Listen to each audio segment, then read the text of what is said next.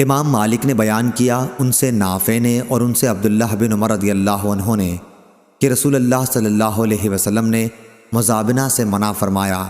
مزابنہ یہ کہ درخت پر لگی ہوئی کھجور خشک کھجور کے بدل ماپ کر کے بیچی جائے، اسی طرح بیل پر لگے ہوئے انگور کو منقے کے بدل بیچنا۔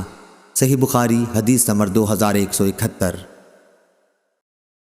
ابو نعمان نے بیان کیا، کہا کہ ہم سے حماد بن زید نے، ان سے ایوب نے، ان سے نافع نے اور ان سے ابن عمر رضی اللہ عنہ نے کہ نبی کریم صلی اللہ علیہ وسلم نے مزابنہ سے منع فرمایا۔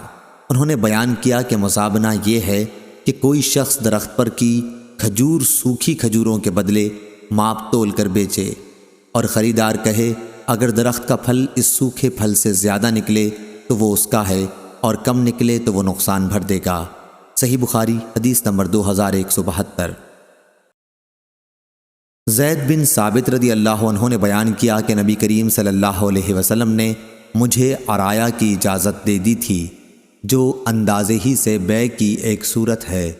صحیح بخاری حدیث نمبر 2173۔ امام مالک نے خبر دی، انہیں ابن شہاب نے اور انہیں مالک بن اوس رضی اللہ عنہ نے خبر دی کہ انہیں 100 اشرفیاں بدلنی تھیں۔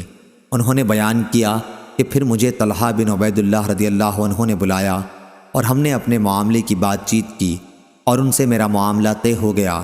وہ سونے اشرفیوں کو اپنے ہاتھ میں لے کر الٹنے پلٹنے لگے کہ ذرا میرے خزانچی کو غابہ سے آ لینے دو۔ عمر رضی اللہ عنہ بھی ہماری باتیں سن رہے تھے۔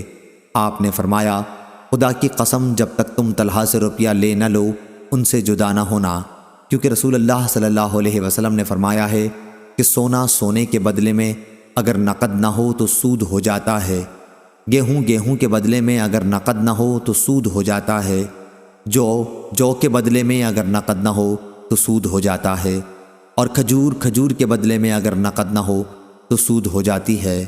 صحیح بخاری حدیث نمبر 2174۔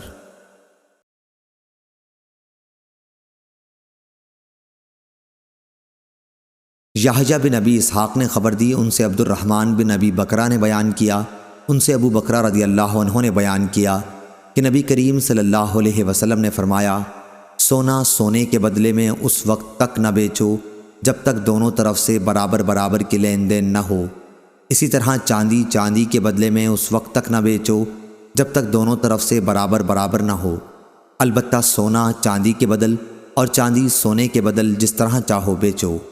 صحیح بخاری حدیث نمبر 2175۔